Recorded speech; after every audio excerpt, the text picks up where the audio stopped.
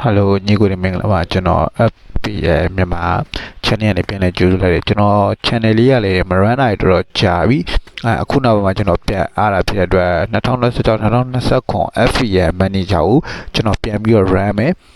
ပြီးတော့ဒီမှာဘာကြီးပြန်လုပ်ပေးမလဲဆိုတော့ကျွန်တော်ဗီဒီယိုတွေပြန်တင်ပေးမယ်ကျွန်တော်တို့ပြီးလို့ရှိရင်week 1နဲ့ week 3နဲ့ရှိပြီးပြန်နေမယ်ပြီး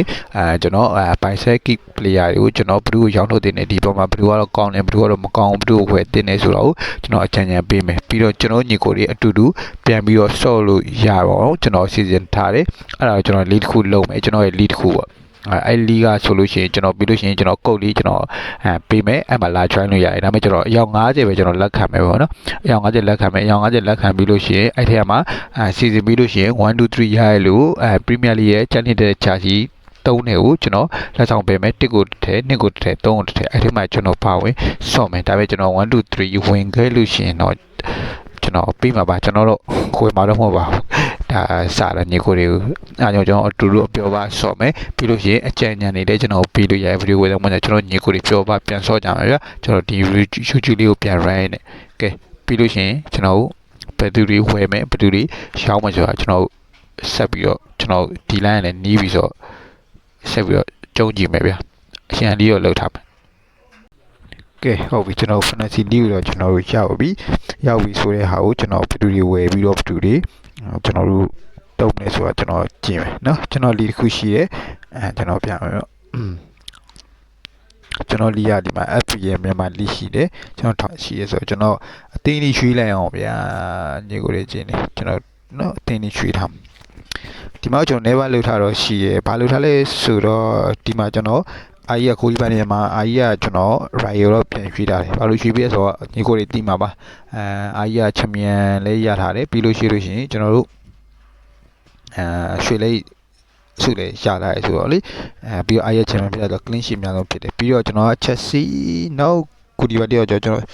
ဆန်းချက်ပေါ့ကျွန်တော် Chelsea ကကိုလီပါနော်ကျွန်တော်ကကျတော့ Chelsea fan ဖြစ်တော့ Chelsea ကကိုလီပါရွှေ့ထားတယ်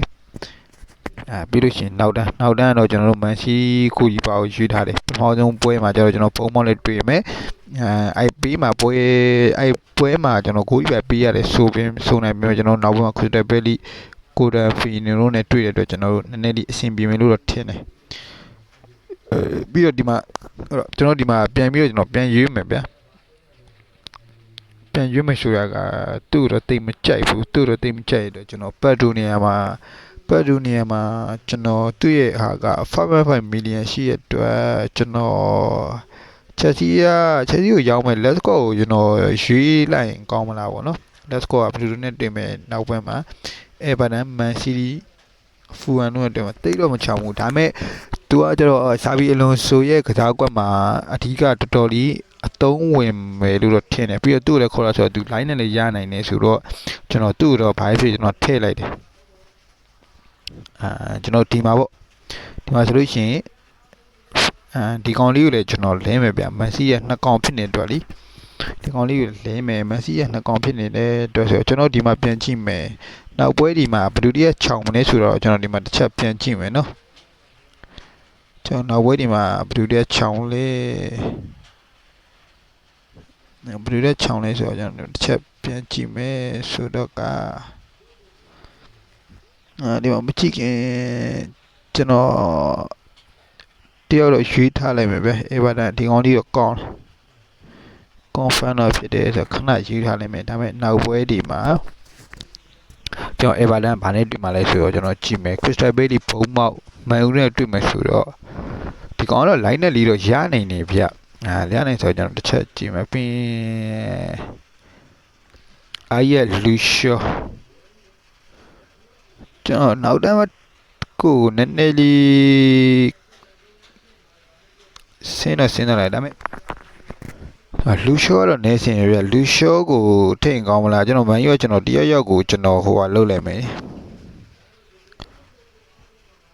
substitution နေနဲ့အော်ဒီဘက်ခိုင်လိုင်းဖြစ်သွားကျွန်တော် transfer ပဲကျွန်တော်ပြန်သွားလိုက်မယ်ကျွန်တော်လူရှိုးလီကအဆင်ပြေမှာလူရှိုးနေအောင်ဘယ်သူက line နဲ့ရမလဲကျွန်တော်မန်ယူထဲရပါဗျာနော်အောက်ကလကျွန်တော်တို့ဒီမှာ Manchester United ထဲကနေပြီးတော့ကျွန်တော်ရွှေ့လိုက်မယ်ဗျာ Manchester United ရွှေ့လိုက်မယ်မကွာရတော့ဘယ်လို့မှမဖြစ်နိုင်ခေါင်းကြီးရတော့နော် အာမတ်လေးကိုနည်းနည်းလေးသဘောကျမလားပြီးတော့အဆင်ပြေမလားပေါ့နော်ကျွန်တော်အာမတ်ကိုတော့ကျွန်တော်ထည့်ကြည့်လိုက်မယ်ဗျာ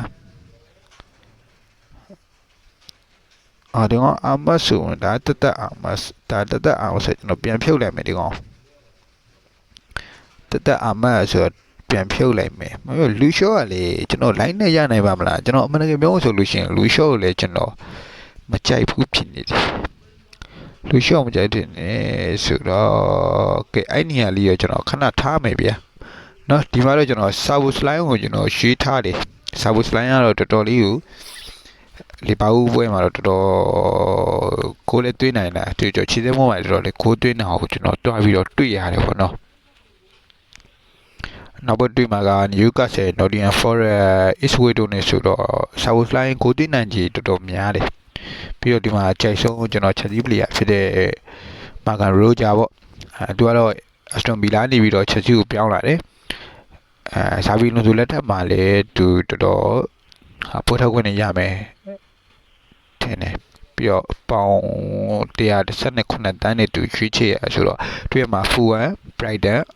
Arsenal ပွဲလောက်နေပဲကျွန်တော်တို့ခြေနေချက်ကြည့်လိုက်မယ်ဒီဘက်ကတော့အဆင်ပြေလို့ကျွန်တော်ထင်တယ်ဒီမှာကျွန်တော် Declan Rice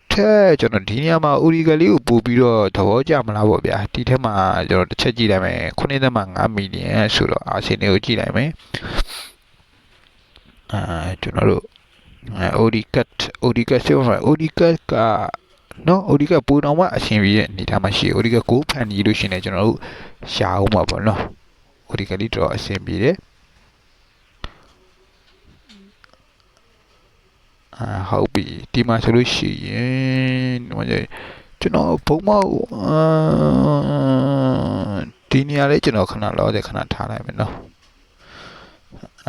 ဆာမီညိုကျွန်တော်တို့ပြောင်းဝဲအနေထားမှာရှိရဗျမန်စီးတီးတင်ဆာမီညိုကပြောင်းဝဲအနေထားရှိရဆိုတော့ကျွန်တော်ဘယ်လိုထင်မလဲကျွန်တော်ဟာဤတင်ကျွန်တော်ခုနတော့တွေ့တယ်စာကားလေးကိုတော့ထည့်မလားစာကားတော့တော်တော်များနော် Isas Maruki ရောဘလို့တော့ရ Maruki လေးကျွန်တော်ကြိုက်တယ်ဗျနော်အဲ့မှာ Maruki စာကားဒါပေမဲ့ပတ်စံနေဝယ်ဆိုတော့ကျွန်တော်စာကားကိုဒီနေရာမှာပို့ပြီးတော့ထည့်လိုက်မယ်ဗျာနောက်ဆုံးစာကားလေးကိုကျွန်တော်ဒီနေရာမှာတော်တော်ကြီးသဘောကျတယ်ဘာလို့ဆိုတော့အာအီ line နံပါတ်ကစာကားကတော်တော်အဆင်ပြေဘာလို့ဟိုကျွန်တော်ခုနမာဒုကီရှိလို့ရှိရင်မာတင်နယ်လီနဲ့ဟိုဘက်ဒီဘက်ဆိုတော့လေအဲ့ဒါတော့ရှိတယ်ပြီးရင်ရှေ့မှာကျွန်တော်တို့ဂျာအိုဘတ်တို့ကတော့ကျွန်တော်ချက်စီရဲ့အကြိုက်ပါဗျာပြီးရင်ဒီမှာကကျွန်တော်တို့သူရှိမလဲဆိုတော့16 မီလီယံကျန်နေကျွန်တော်လီဗာပူးအသင်းရဲ့ Isak တာမလို့ရှင်အစတော်ဗီလာရဲ့ကျွန်တော် working လေးကိုသဘောကျမလားမသိဘူးเนาะ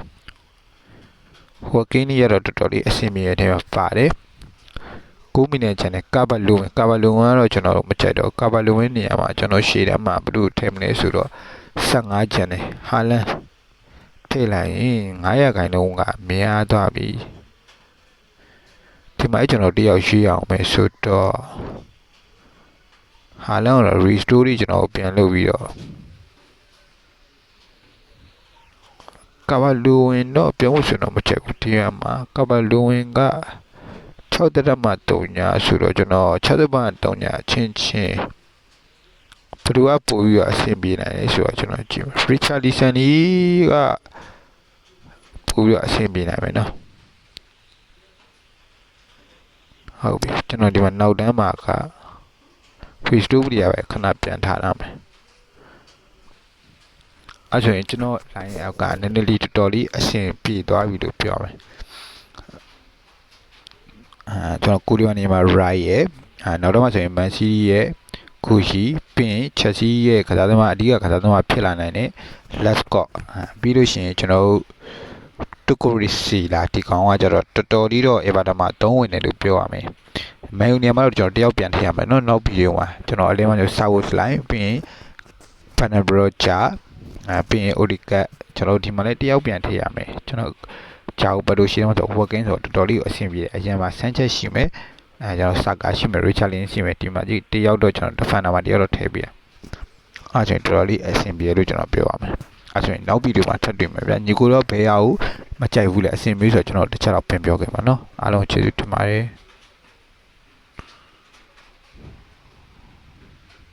ကျွန်တော်အကြိုက်ဒီတော့ကျွန်တော်ရွေးပြီးပါညီကိုလိုကြိုက်ဒီဘာတွေမြင်ဖြစ်မလဲဆိုတာကျွန်တော်တစ်ချက်ဝင်မှန်းပြီးကျွန်တော်ဒီ line လေးနေတော့မနေသေးဘူးဆိုရင်လည်းဝေးသေးတယ်ကျွန်တော်လည်းကြက်တွေတွေပြန်ထည့်မယ်ဈေးလည်းပြန်ရဆိုတော့ကျွန်တော်တစ်ချက်တော့ပြန်ကြည့်ပဲညီကိုလိုပြောတဲ့လူတွေလည်းကျွန်တော်ပြန်ထည့်မယ်ဗျာနောက်ဗီဒီယိုမှာပြန်တွေ့မယ်ဗျာကျွန်တော်ရဲ့YouTube channel ကို like and subscribe တစ်ချက်တော့လုပ်ပေးကြပါကြိုက်နေတယ်ဆိုလို့ရှိရင်ပေါ့နော် comment လေးလည်းရှိပေးနိုင်ပါတယ်အားလုံးကျေးဇူးတင်ပါတယ်